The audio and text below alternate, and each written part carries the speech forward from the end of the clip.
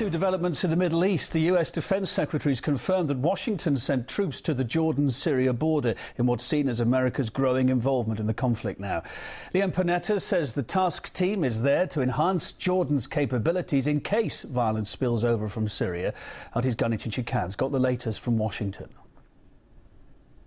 According to Defense Secretary Leon Panetta, they sent the troops to Jordan-Syrian border in case violence escalates in Syria and spills over the border. Leon Panetta did not go into details as to how many troops and so on, but another U.S. defense official speaking on condition of anonymity said the forces are made up of 100 military personnel and other personnel who stayed on in Jordan after attending an annual exercise in May, and several dozen more have flown in since. They are operating from the joint U.S.-Jordanian military center north of Amman that Americans have used for years. The news about U.S. military personnel so close to Syria, that is boots on the ground, of course suggests an escalation in the U.S. military involvement in the conflict, even as Washington pushes back on any suggestion of a direct intervention in Syria. But Jordan is not the only place where the U.S. has military presence. If we look at Syria and the U.S. military presence in the region, we see that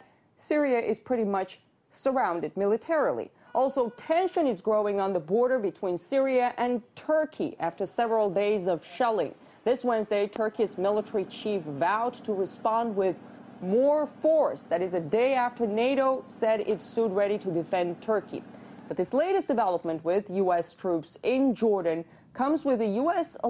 presidential election less than a month away, at a time when Mitt Romney, Barack Obama's challenger, is criticizing the president for not being aggressive enough, for quote-unquote sitting on the sidelines, for missing the opportunity to topple Assad and, quote, deliver that defeat to Iran. Yes, he actually said that.